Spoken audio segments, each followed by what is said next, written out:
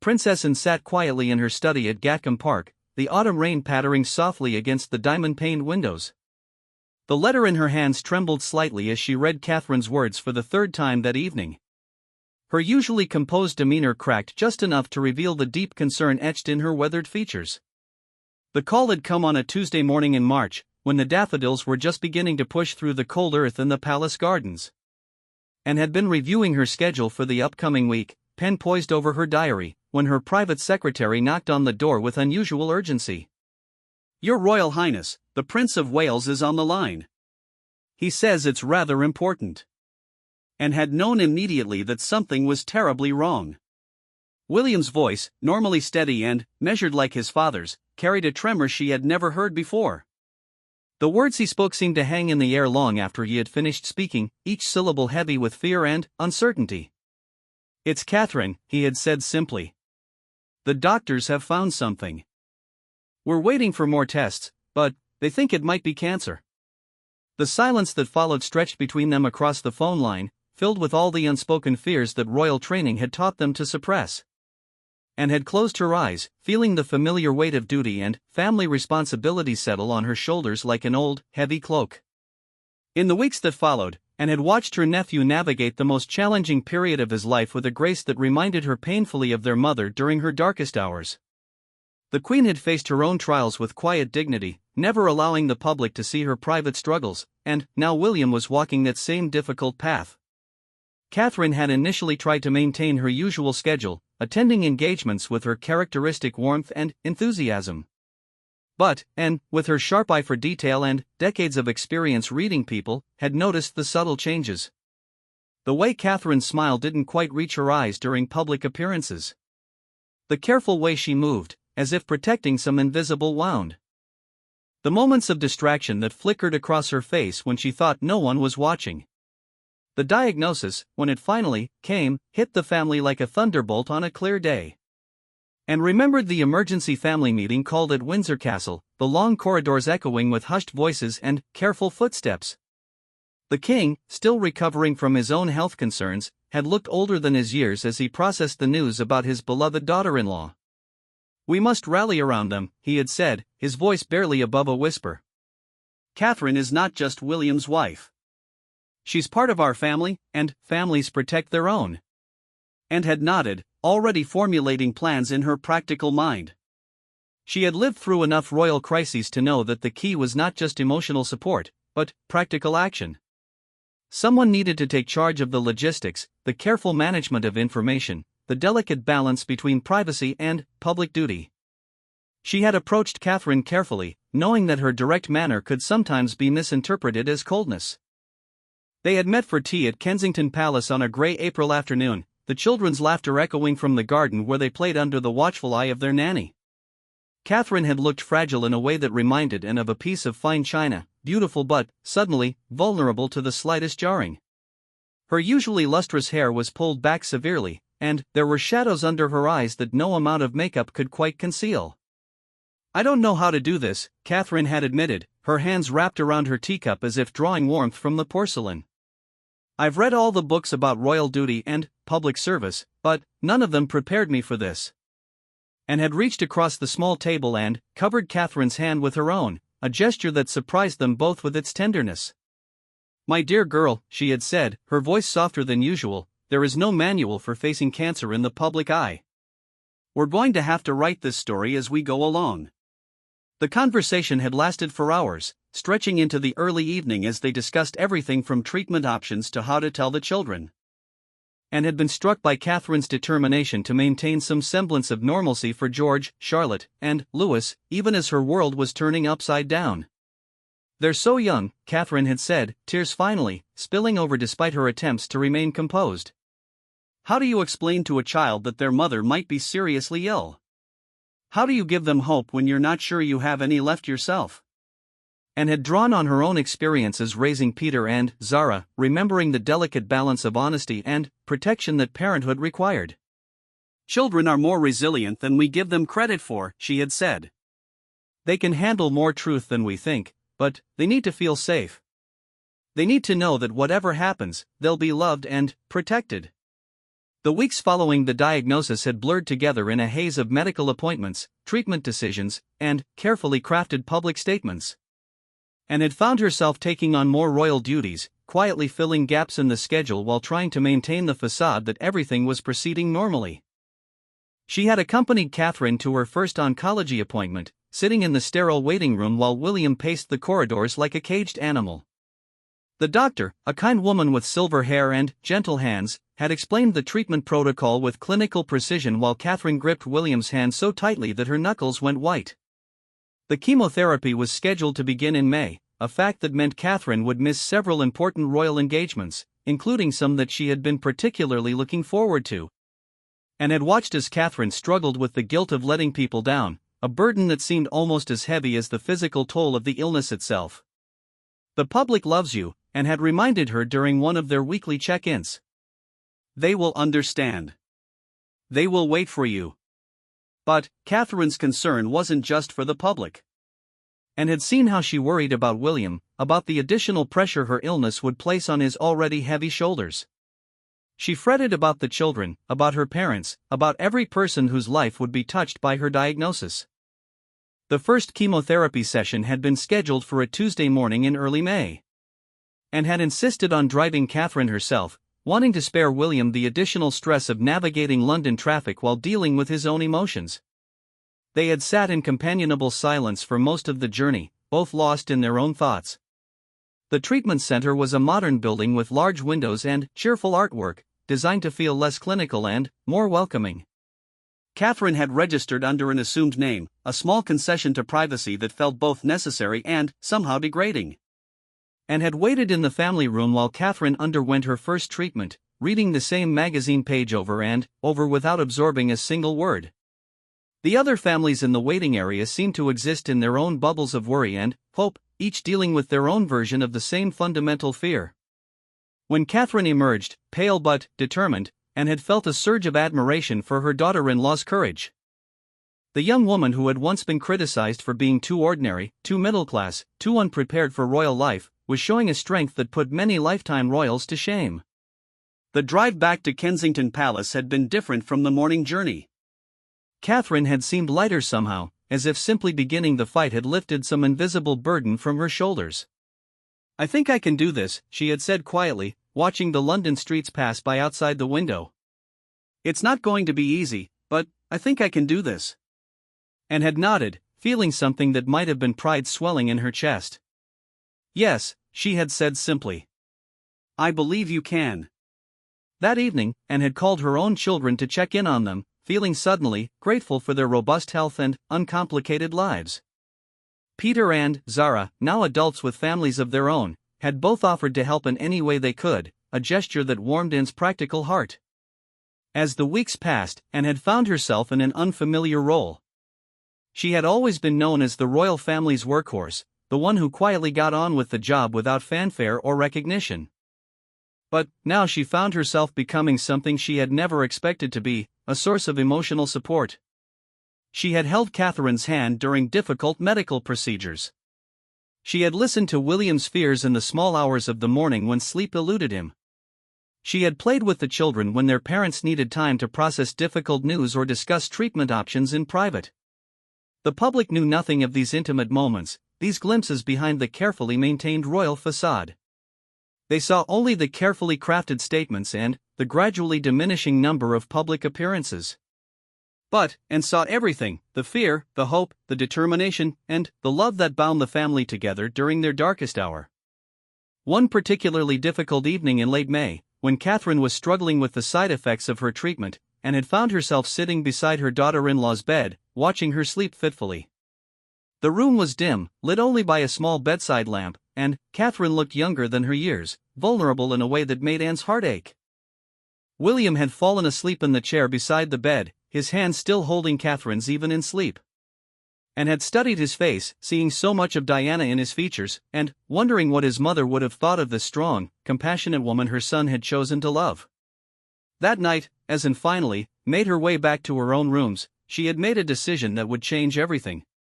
She was going to tell Catherine's story, not for the public, but for history. Someone needed to bear witness to this courage, this grace under pressure that the world would never fully see. She had begun writing that very night, sitting at her desk as dawn broke over London, trying to capture not just the facts of Catherine's illness, but the human story behind it. The story of a woman facing her greatest fear while maintaining her dignity and protecting those she loved. The diagnosis had been just the beginning of a journey that would test every member of the royal family in ways they had never imagined. But it would also reveal strengths they didn't know they possessed and bonds that would prove unbreakable. The summer months brought unexpected challenges that no royal protocol could have prepared them for. And watched as Catherine navigated the treacherous waters of public speculation while privately battling the physical toll of her treatment. The media, despite carefully worded palace statements, had begun to notice the Princess of Wales's reduced schedule, and the rumor mill was working overtime. And found herself becoming fiercely protective of Catherine in a way that surprised even her own family. During one particularly intrusive tabloid story speculating about Catherine's health, and had called the editor directly, her voice carrying the icy authority that had intimidated politicians and diplomats for decades. "I suggest you focus your investigative talents on matters of actual public interest," she had said, each word precisely enunciated. The Princess of Wales deserves the same privacy regarding her health that any mother would expect. The conversation with the newspaper editor had been brief but effective, and had learned long ago that sometimes the direct approach was the most efficient way to handle delicate situations. The speculation didn't stop entirely, but it became more cautious, more respectful. Catherine's treatment schedule had settled into a routine that divided her weeks between medical appointments and carefully selected royal duties, and had taken to accompanying her to the more difficult procedures, her presence both a comfort and a shield against unwanted attention. They had developed an odd friendship during those long hours in medical waiting rooms, bonding over crossword puzzles and shared concerns about the children. "I never expected this," Catherine had confided during one of their Tuesday morning drives to the treatment center. "When I married William, I thought the hardest thing would be learning royal protocol and managing public expectations. I never imagined I'd be facing something like this." And had glanced at her daughter-in-law, noting the way Catherine's hands trembled slightly despite her calm voice. The chemotherapy had begun to take its toll, leaving Catherine thinner than usual and with a pallor that no amount of makeup could completely disguise. "None of us expect the truly difficult moments," and had replied, navigating the London traffic with practiced ease. "They arrive uninvited and test us in ways we never thought possible. But you're handling this with more grace than many people twice your age would manage." The children had been Anne's particular concern throughout this period. George, as the eldest, had begun to notice that something was different about his mother, though he couldn't quite articulate what had changed. Charlotte, with her intuitive nature, had become more clingy, seeking extra hugs and reassurance from both her parents. Little Louis remained largely oblivious to the undercurrents of worry, his cheerful toddler energy providing moments of lightness in increasingly heavy days. And had suggested that the family spend more time at Anmer Hall, their Norfolk retreat, where the children could play freely without the constant presence of security cameras and curious onlookers. The house, nestled in the countryside near Sandringham, had become a sanctuary where Catherine could rest between treatments without feeling the weight of public scrutiny. During one particularly memorable weekend in June, Anne had joined the family at Anmer Hall, bringing with her a collection of games and books that had belonged to William and Harry during their childhood. She had found herself on the floor of the sitting room, helping Louis build an elaborate tower with wooden blocks while Catherine dozed on the nearby sofa.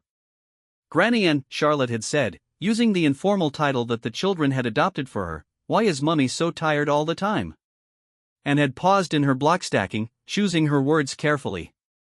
The family had agreed to be honest with the children in age-appropriate ways, but it was always challenging to know exactly what to say. "Sometimes grown-ups need special medicine to help their bodies stay healthy," she had explained, watching Charlotte's serious little face. "The medicine makes Mummy very tired, but it's helping her get better." Charlotte had nodded solemnly, as if filing this information away for future reference. Then, with the remarkable resilience of childhood, she had immediately turned her attention to building a castle for her toy horses. William had been struggling more than he cared to admit, and had seen him late at night, pacing the corridors of Kensington Palace or standing at the windows looking out at the darkened gardens. The weight of supporting Catherine while maintaining his own royal duties was taking its toll, and could see the stress in the set of his shoulders and the way he rubbed his temples when he thought no one was watching. She had cornered him one evening after a particularly difficult day when Catherine had been violently ill from her treatment. They were in his study, the room dimly lit by a single desk lamp, and William looked older than his years as he slumped in his chair. "You need to talk to someone," Anne had said without preamble, her direct manner cutting through any pretense. "This burden is too heavy for one person to carry alone." William had looked up at her, and, for a moment she had seen not the future king but the young boy who had walked behind his mother's coffin, trying to be brave for the watching world. "I can't fall apart," he had said quietly. "Catherine needs me to be strong. The children need me to be strong. The country needs me to be strong." "Being strong doesn't mean suffering in silence," Anne had replied, settling into the chair across from his desk. "Your grandmother understood that. She had people she could talk to, people who helped her carry the weight when it became too much." They had talked until nearly dawn, William finally allowing himself to voice the fears that had been eating at him for months. The fear that he might lose Catherine. The fear that he wasn't doing enough to support her. The fear that his children might grow up without their mother, the way he had grown up without his. And had listened without judgment, offering practical advice born from decades of experience with crisis and loss. She had helped him develop strategies for managing his stress, for finding moments of peace in the chaos, for being present for Catherine without losing himself in the process.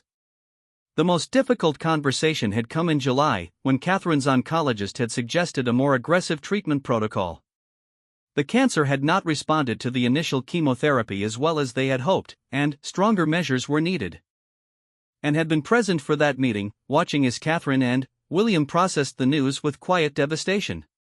"What does this mean for our timeline?" Catherine had asked, her voice steady despite the tears in her eyes. The doctor, Dr. Sarah Mitchell, had been gently honest about the implications. More treatment meant more time away from public duties.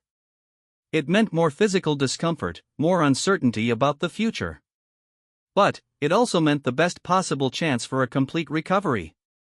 That evening, Anne had found Catherine in the garden at Kensington Palace, sitting alone on a bench beneath the old oak tree. The summer air was warm and still, filled with the scent of roses and the distant sound of London traffic. "I feel like I'm letting everyone down," Catherine had said without looking up as Anne approached. "The charities I patron, the people who support the monarchy, my own children. Everyone is suffering because of my illness."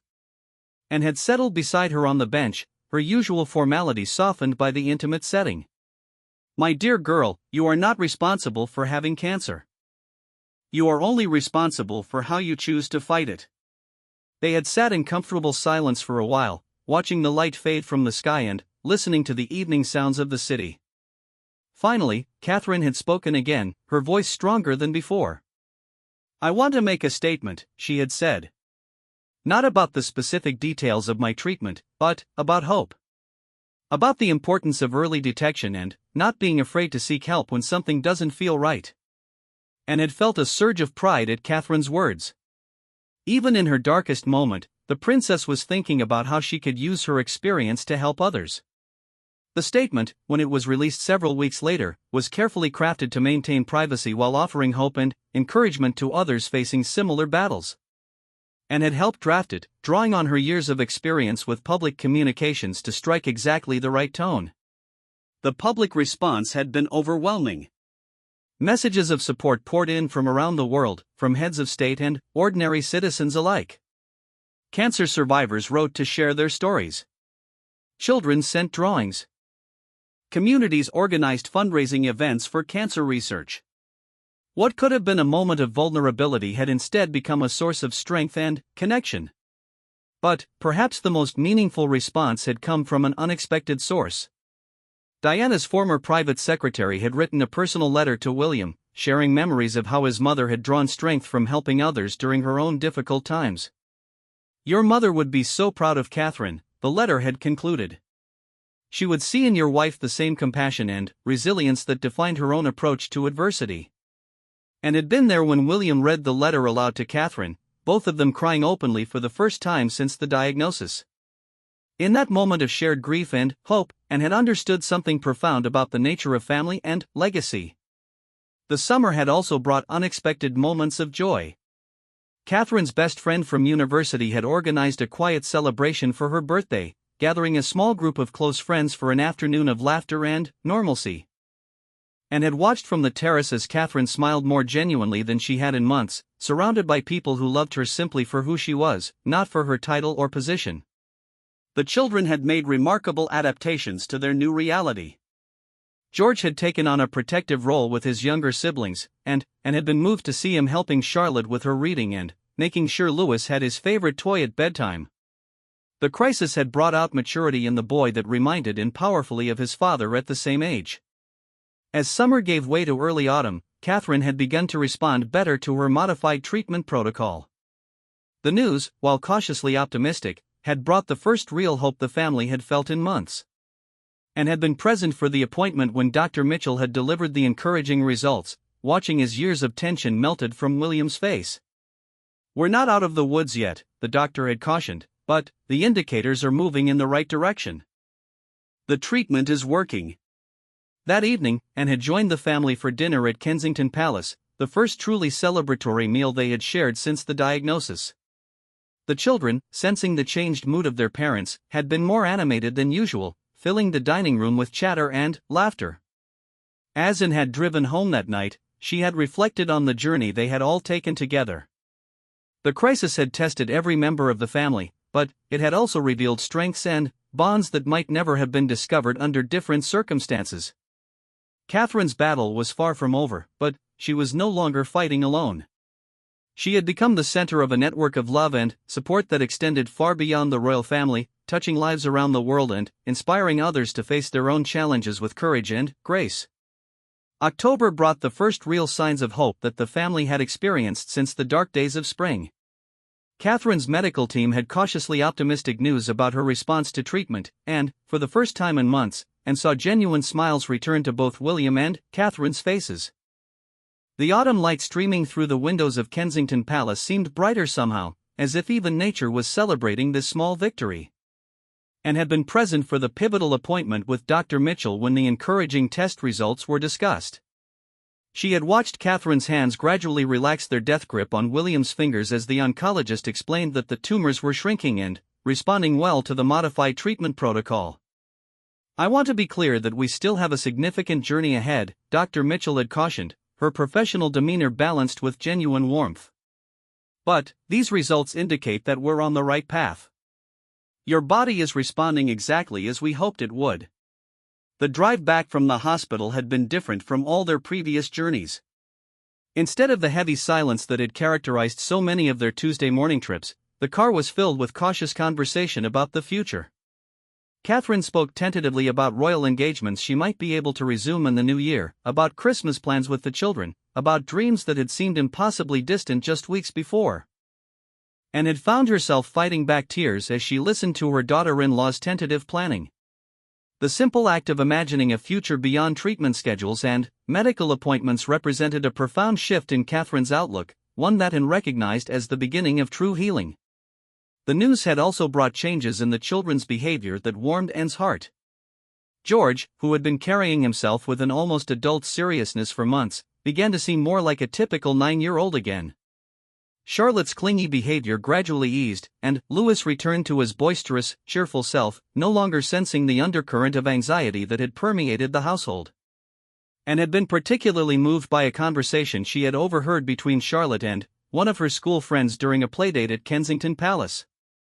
The little girl had explained, with 7-year-old matter-of-factness, that her mummy had been poorly but was getting better now thanks to the clever doctors and special medicine. "Granny Anne says that sometimes our bodies need extra help to stay strong," Charlotte had told her friend, unconsciously echoing the explanation Anne had given months earlier. "But love helps too.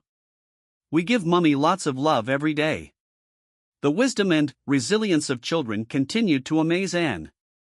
They had adapted to their changed circumstances with a flexibility that adults often struggle to match, finding ways to maintain their essential childhood joy even in the midst of family crisis. November brought Catherine's first tentative return to public duties, carefully chosen engagements that would allow her to ease back into royal life without overwhelming her still recovering system. And had worked closely with Catherine's private secretary to select events that would be meaningful but manageable, understanding that every public appearance would be scrutinized by media and public alike. The first engagement was a visit to a cancer research center in London, a choice that reflected Catherine's determination to use her experience to help others. And had accompanied her, both as support and as a senior royal presence to add weight to the visit. The response from the researchers and patients they met had been overwhelming. Catherine's obvious personal understanding of cancer treatment gave her interactions an authenticity that no amount of royal training could have provided. And watched as her daughter-in-law connected with patients in ways that were both professional and deeply personal. One moment in particular had stayed with them long after they left the facility. A young mother undergoing treatment had broken down in tears when meeting Catherine, overwhelmed by the shared experience of facing cancer while trying to protect and care for children. "You understand," the woman had said through her tears. "You really understand what it's like." Catherine had held the woman's hands, her own eyes bright with unshed tears. "We're stronger than we think we are," she had said softly. "And we're not alone in this fight." The exchange had been captured by the official photographer, and the image had later become one of the most powerful representations of Catherine's journey. And knew that the real significance of the moment lay not in its public impact, but in what it represented for Catherine's own healing process. The weeks following that first engagement had brought a gradual increase in Catherine's public duties, each appearance carefully spaced to allow for recovery time. And had marveled at her daughter-in-law's stamina and determination, particularly given that she was still undergoing treatment, albeit at a reduced intensity. The Christmas season had particular significance for the family that year. What had once seemed like an impossible dream was now a reality. They would be together for the holidays, and Catherine's health was stable enough to participate in the traditional royal celebrations. And had been instrumental in planning a more intimate Christmas than usual, recognizing that while Catherine was recovering well, she still needed to pace herself carefully. The family had decided to spend Christmas at Sandringham as usual, but with a reduced schedule of events and more time for quiet family moments. The Christmas morning service at St. Mary Magdalene Church had been Catherine's most significant public appearance since her diagnosis. And had walked beside her daughter-in-law as they made their way from Sandringham House to the church, noting the warm reception from the gathered well-wishers. Catherine had looked radiant in her deep blue coat, her hair fuller than it had been in months, her complexion glowing with returning health. And knew that the real transformation was internal. There was a strength in Catherine's bearing that hadn't been there before, a hard-won confidence that came from having faced her greatest fear and survived. The service itself had been deeply meaningful for the entire family. And had glanced down the pew during the singing of "O Come, All Ye Faithful" to see Catherine with tears streaming down her face, overcome by gratitude for the gift of being present with her family on this most sacred day.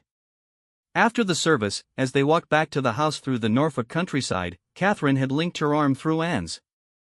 It was a simple gesture, but one that spoke volumes about the bond that had developed between them through their shared journey. "Thank you," Catherine had said quietly as they walked. "For everything. For being there when I needed you most. For helping me find the strength I didn't know I had." And had patted Catherine's gloved hand, her own emotions too complex for easy expression. "My dear girl, you found that strength yourself. I merely stood witness to your courage." The new year had brought new challenges and new hope in equal measure. Catherine's medical team had been pleased with her continued progress, but they had also been clear that her treatment would continue for several more months. The cancer was in retreat, but vigilance was still required. And had been present for many of these medical consultations, watching as Catherine navigated the complex emotions that came with gradual recovery. There was relief, certainly, but also anxiety about the possibility of recurrence, guilt about the impact her illness had had on her family, and uncertainty about what her recovery might mean for her role within the royal family. "I feel like I'm a different person than I was before," Catherine had confided to Anne during one of their regular afternoon teas. "The woman who worried about protocol breaches and fashion choices seems like someone I knew long ago. This experience has changed my perspective on everything." and had nodded, understanding exactly what Catherine meant. Crisis had a way of stripping away the non-essential, revealing what truly mattered. She had seen the same transformation in herself years earlier, during her own darkest moments. Perhaps that's not entirely a bad thing, Anne had suggested. Sometimes we need to lose ourselves to find out who we really are. The conversation had led to deeper discussions about Catherine's future role and how her experience might shape her approach to royal duties going forward. They had talked about the causes she might champion, the way her personal understanding of illness and recovery might inform her charitable work. By February, Catherine had been well enough to begin planning her return to a fuller schedule of royal duties. The planning process had been careful and methodical, with her medical team consulted at every step. Anne had been impressed by Catherine's thoughtful approach to her comeback, her determination to use her platform responsibly while protecting her still recovering health. One of the most significant moments had come during a private meeting with the king, who had been dealing with his own health challenges throughout Catherine's treatment. And had facilitated the conversation, understanding that both father-in-law and daughter-in-law needed to process their shared experience of facing mortality while carrying the weight of royal responsibility. "We are both different people than we were a year ago," the king had said to Catherine during that meeting. "Perhaps our trials have prepared us to serve our people with greater empathy and understanding." Catherine had agreed, and had watched as a new kind of partnership formed between them, based not just on duty and protocol, but on genuine mutual respect and shared experience. The media attention surrounding Catherine's gradual return to public life had been intense but largely supportive. The British public, and indeed people around the world, had followed her journey with genuine concern and affection. Her courage in facing cancer while maintaining her royal duties had earned her a new level of respect and admiration. And had been particularly moved by the letters that continued to pour into Kensington Palace from people sharing their own cancer stories and thanking Catherine for her openness about her journey. Many wrote that seeing a royal family member face the same challenges they were dealing with had given them strength and hope. One letter, from a teenage girl whose mother was undergoing treatment for breast cancer, had been particularly touching. The girl had written that seeing Catherine at royal events, looking healthy and happy despite her ongoing treatment, had convinced her that her own mother would also recover. "You showed me that cancer doesn't have to win," the letter had concluded. "Thank you for teaching me about hope." And had read the letter aloud to Catherine, both women deeply moved by the young girl's words. It had reinforced Catherine's determination to continue being open about her journey, understanding that her visibility as a cancer survivor carried responsibilities as well as privileges. As winter gave way to spring, and reflected on the remarkable year they had all experienced, the family that had been tested by crisis had emerged stronger, more unified, and more purposeful than before. Catherine's illness had been devastating, but it had also revealed reserves of strength and love that might never have been discovered under different circumstances. The upcoming months would bring new challenges as Catherine worked to fully resume her royal duties while maintaining her health. And felt confident that her daughter-in-law was prepared for whatever lay ahead, armed with hard-won wisdom and surrounded by love. Spring arrived with an almost symbolic significance for the royal family. As the first daffodils pushed through the earth in the palace gardens, Catherine reached a milestone that had seemed impossible just months before. Her oncologist declared her cancer to be in complete remission. And had been present for this momentous appointment, watching as years of tension and fear melted away from both Catherine and William's faces. Dr. Mitchell had delivered the news with characteristic professionalism, but even she couldn't hide her satisfaction at Catherine's remarkable recovery. "The scans are clear," she had announced, setting down the test results with a smile. "There is no evidence of active cancer cells in your body. You are officially in remission." The silence that followed had been profound. Catherine had closed her eyes, her hands pressed to her face as the reality of the news sank in. William had simply stared at the doctor, as if afraid to believe what he was hearing. And had felt tears streaming down her own face, the careful emotional control she had maintained throughout the crisis finally cracking. "What happens now?" Catherine had finally asked, her voice barely above a whisper. "Now you live your life," Dr. Mitchell had replied simply. "We'll continue with regular checkups, of course, but you can begin to plan for the future with confidence. You've won this battle, Catherine. You've won. The drive back to Kensington Palace had been unlike any journey they had taken together over the past year. Where once there had been anxiety and careful hope, now there was pure joy. Catherine had called the children from the car, her voice bright with tears as she shared the good news with each of them. George's response had been particularly touching. "Does this mean Mummy won't be tired anymore?" he had asked with the practical concern of a child. When Catherine had assured him that she would indeed have more energy now, he had cheered loud enough for Anne to hear through the phone. That evening, the family had gathered at Kensington Palace for an impromptu celebration. And had brought champagne, though Catherine could only sip sparingly due to her medications. The real celebration had been in watching the children play with their mother, seeing her laugh without the shadow of illness that had haunted her for so long. The king had called personally to congratulate Catherine, his voice thick with emotion as he expressed his relief and joy. "You have shown remarkable courage throughout this ordeal," he had told her. "You have made us all proud, but, more importantly, you have inspired countless others with your grace and determination."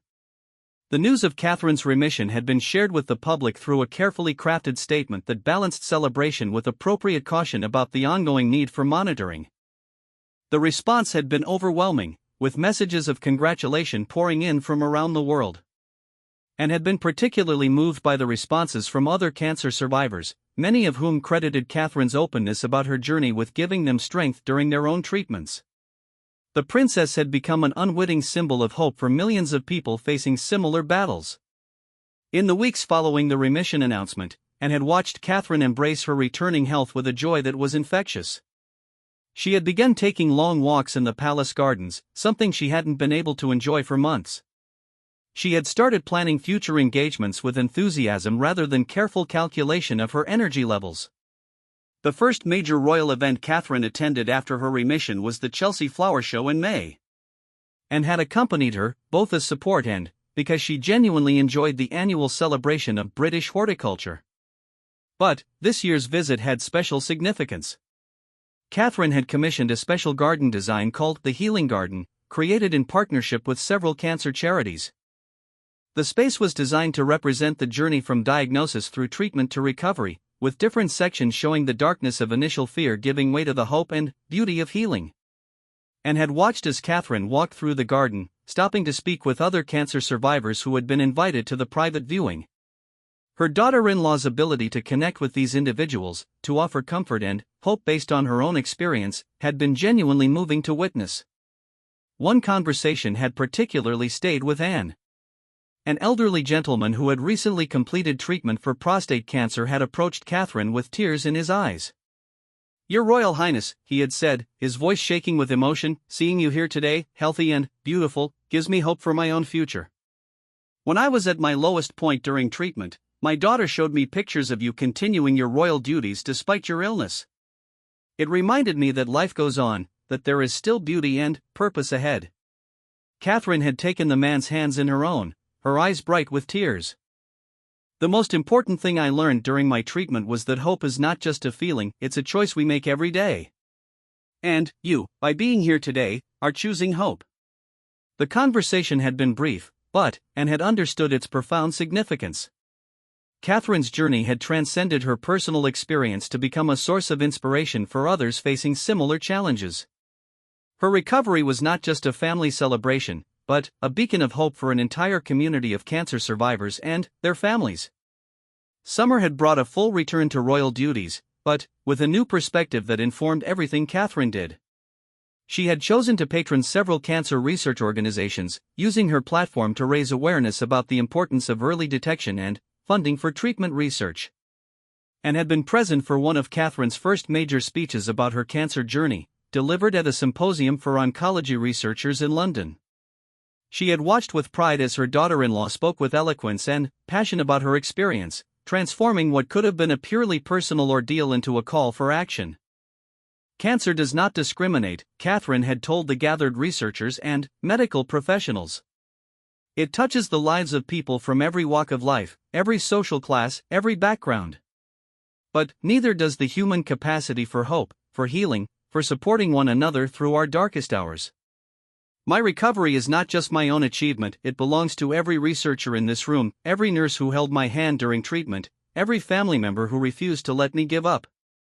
The speech had received a standing ovation, and knew that its real impact would be measured in the increased funding for cancer research that would inevitably follow. Catherine's willingness to use her experience for the greater good had transformed her personal trial into a force for positive change. The autumn of Catherine's recovery year had brought new developments that would have seemed impossible during the dark days of her treatment. She had announced her involvement in launching a new initiative called Hope and Healing, designed to provide support and resources for cancer patients and their families, and had been instrumental in helping Catherine develop the program, drawing on her decades of experience with charitable organizations. The initiative would provide practical support like transportation to treatment centers, emotional counseling for families, and educational resources about cancer prevention and early detection. The launch event had been held at Windsor Castle, with Catherine looking radiant in a flowing emerald dress that symbolized new life and growth, and had watched from the audience as her daughter-in-law spoke about the program with the authority of someone who had lived through the experience she was addressing. "When I was first diagnosed, I felt overwhelmed by fear and uncertainty," Catherine had told the assembled guests. "But I was fortunate to have resources and support that many people lack. No one should have to face cancer alone, without adequate support or information. This program is our commitment to ensuring that every cancer patient has access to the help they need." The initiative had been endorsed by leading medical organizations and supported by generous donations from individuals and corporations around the world. Within its first month, Hope and Healing had already begun providing services to hundreds of families across the United Kingdom. As winter approached again, marking nearly a full year since Catherine's remission, and had reflected on the remarkable transformation she had witnessed. The woman who had sat in her study reading that first frightening letter about Catherine's diagnosis seemed like a different person now, just as Catherine herself had been transformed by her journey. The most significant change had been in the relationships within the royal family. The crisis had stripped away formal protocols and revealed the essential human bonds that connected them all. Anne's relationship with Catherine had evolved from dutiful respect to genuine affection, built on shared experience and mutual admiration. William had also been transformed by the experience. The prince, who had once seemed somewhat distant and formal, had become more open, more willing to show vulnerability and emotion in public. His visible devotion to Catherine during her treatment had endeared him to the public in new ways, showing a more human side of future kingship. The children, too, had been changed by their mother's illness and recovery.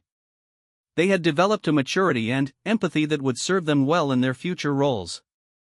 George, in particular, had shown leadership qualities in protecting and caring for his younger siblings during the difficult months. December brought the one-year anniversary of Catherine's remission, marked by a quiet family celebration at Anmer Hall. Anne had joined them for the weekend, bringing photo albums that chronicled Catherine's journey from diagnosis through recovery. As they sat by the fire on Sunday evening, the children asleep upstairs, and had watched Catherine and William looking through the photographs. There were pictures from hospital visits, from quiet family moments during treatment, from Catherine's first tentative return to public duties, and from the celebration of her remission. "I look at these pictures and I almost can't believe it was us," Catherine had said, studying a photograph from her early treatment days. "That woman looks so frightened, so uncertain about the future." "But look at this one," William had replied, pointing to a more recent photograph from the Hope and Healing launch. "That woman looks strong and confident and absolutely radiant. That woman has learned something about courage that she didn't know before." And had felt a deep sense of satisfaction as she watched the couple together. They had faced one of life's greatest challenges and emerged not just intact, but stronger. Their marriage had been tested by crisis and proven to be built on solid foundations of love, respect, and mutual support. As the evening drew to a close, Catherine had approached Anne with a request that both surprised and honored her. "I want you to help me write a book about this experience," she had said. "Not for commercial purposes, but as a resource for other families facing similar challenges. Your perspective as someone who witnessed the entire journey would be invaluable."